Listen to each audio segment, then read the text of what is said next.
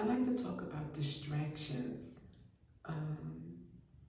particularly when it comes to being in the company of other people or watching a YouTube video or just basically being distracted by inconsequential or silly things, if you will.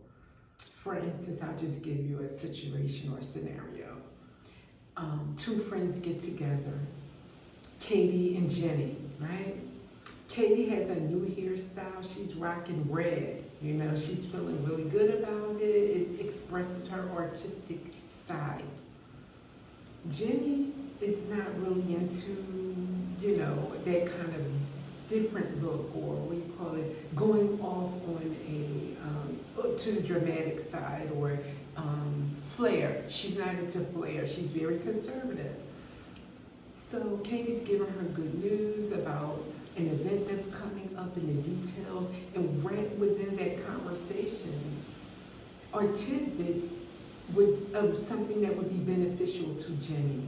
But Jenny is so busy thinking about Katie's red hair, the spikiness of it, or whatever she just doesn't deem to be suitable. She misses the whole conversation. She may have caught that Katie's excited about an event, but she didn't hear the parts that really would benefit her.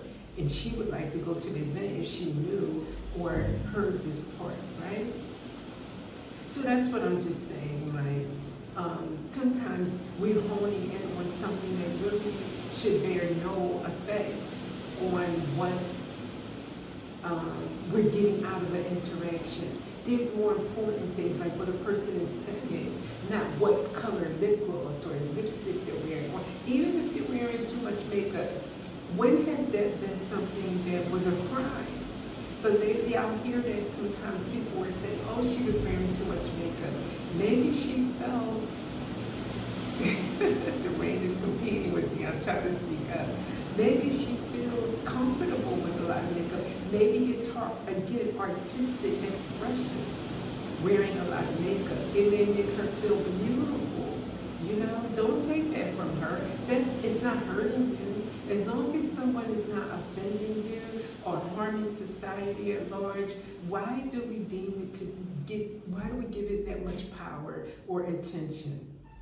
I think it's kind of like thinking too small, living in a judgmental, narrow-minded world where just embrace people's differences. I remember one lady, guess you could say lady, we were in college, but I judged, you know, the outside, because she was really a design student. So she had a flair about her, but her hair, I had never seen anybody wearing their hair that way. And it seemed like she'd go out of her way to want to say hi. She was very also expressive and extrovert. You know, she was very much an extrovert. So I would just keep it at and then dodge, you know, get away, because I had that kind of judgmental way about myself then. And one day, I think I was caught. I couldn't get away. It was like we were in line together or something like that. And that was really a good thing that happened, because she was very, very knowledgeable, open-minded in her vibe. I remember feeling like, wow, anytime you speak to her, you walk away feeling good. There's just something about her energy. But then I wouldn't have known that if I stuck to my judgment of her and keeping her at bay because of her hair, which it was beautiful. Looking back now, an expression of her, but being narrow-minded, maybe afraid of something very different, made me go into judgment mode. So with that, let's ask Spirit, what are some things that people judge or get distracted by easily? Partnership card came out. You are manifesting a strong and successful partnership. Well, this may not be something that someone will judge someone or allow to distract them. This doesn't answer that. However, I think this card is just saying, like with the case that I met someone in college and she was very friendly and outgoing, had a terrific vibe. You can't find that vibe everywhere. A partnership, you could be missing out on a partnership by doing this. So I guess Holy Spirit's going to answer in different ways about this. Okay, what else? What else do we need to know about this situation, this topic at all? Okay. Life purpose. You will have new ideas and inspirations that will guide you to your divine calling. Speaking to someone like her, let's just say her name was Judy. Speaking to Judy opened up my mind, you know, and maybe gave me tidbits about what is my life purpose or what could help me stay aligned with my life purpose. For instance, when I gave you that situation between Katie and Jenny. Jenny missed out on that conversation, that maybe that event was something that will put her on path or make it easier for her. She's on path, but maybe going to this event and running into someone there, maybe there's a specific booth that is sponsoring something that could help her get, you know, forward quicker, is what I'm saying. It would benefit her. So yes, life purpose and new ideas and inspirations. If you just stick with the same thing, the same crop of people that you are used to, that you grew up with, that you think like you know, the safe crew, you won't ever have any new idea. How are you going to think differently? How will you ever hear any new inspirations that way? You have to be brave enough to venture out into the unknown and into the people that you would never usually entertain. And that came out with easy does it. Slow and steady wins the race. This is not a good time to rush. Pay attention to every detail, as in a conversation or watching a YouTube video. Here you are watching it. It's supposed to be giving you some kind of maybe it's a technology video and you're supposed to be getting the newest trends to keep you up to date in technology in your field. But you're so busy worrying about the pronunciation or the grammar. Some people get really hung up on grammar and it's like, dude, it's man-made. People speak millions of languages or thousands, whatever. Everybody's not going to get every language, every grammar correct. So what? But it's just an ego thing of, well, that means you're not perfect, haha. Well, neither are you. Nobody is. Newsflash. So if you stop having a mindset of, I gotcha on that, because that means you're not perfect and I am, take yourself down. No, you're not. Nobody's perfect. We all got each other, or if we was looking for that. Stop looking to get somebody, because it's really petty. Easy does it. Pay attention to the details, to what's really important that someone's saying, instead of trying to catch a mistake or an error. And see with the eyes of love, not with the eyes of a judge. Shift. Taking your career in a totally different direction. Have the courage to change course. Continue to grow, change, and learn. Shift your mindset. Have the courage to grow and learn in that way. Shifting your mindset to, okay, this is how I was the last 36 years of my life, but today is a new day. I'm not judging anybody today. I'm not jumping to criticize or correct anyone today. Because I realize that we are all fallible. We are all human and we all make mistakes. So what?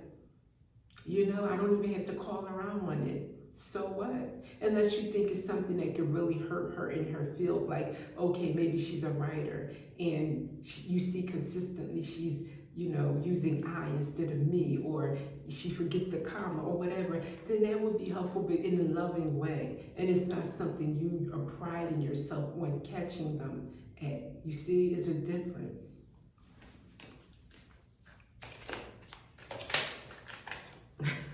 Silence. Silence sometimes is the best option, you know, instead of, you know, you may think someone's wearing too much makeup, but she's comfortable, she's aware, she has a mirror, she knows what she's using. Just because you don't approve, it's not your face. You don't have to put makeup on.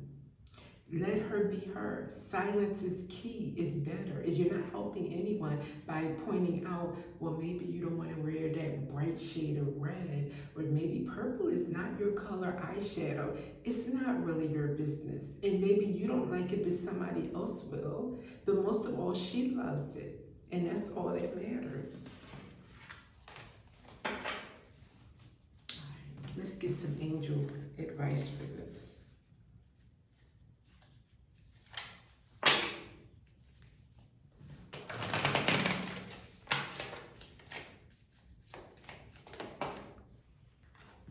Innocence. I'm like, it's like a mommy holding her babe. Yeah. An angelic mommy holding her baby.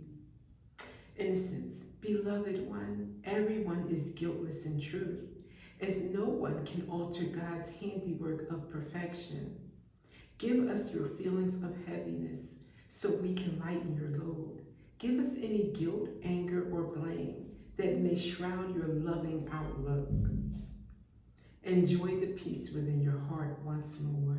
It's definitely a life worth living with a peaceful heart. When you don't walk around ready to judge someone or criticize someone or keep people out, blocking them out, instead of giving them a chance. And what's this one line here? Give us any guilt, anger, or blame that may shroud your loving outlook. That's what we're saying. If you have a loving outlook, you're not waiting for gotcha moments or to correct anybody with an ego. You're coming at it with pure love and wanting everybody to just be cool, Pretty much that's the be cool, I'm cool, you're cool, let's be cool. Have that vibe, like, inviting, not making people feel like they have to be on eggshells around you and speak a certain way and feel, look a certain way. Everybody just be them. And you too. If you are someone who is always, well, I know when I go around someone, so they're going to have something to say about my hair. Wear your hair like you want it. You have one life. If you have your hair, it should definitely be ruled by you. The decision on how you wear it should be on you. Whether you wear a weave, whether you perm, whether you wear braids, whatever you do, it is your decision, nobody else's. So don't feel pressured, to comply. So with that, my lovelies, I hope this message has been a welcome message, and I hope it hit you the right way and not the wrong way, because it is definitely said with love and with the intention that people will start to welcome each other with love, see them with love, embrace them with love, and stop judging and waiting for gotcha moments or be, missing out on opportunities because you're focused on the wrong thing. So enough said, and I will see you next time.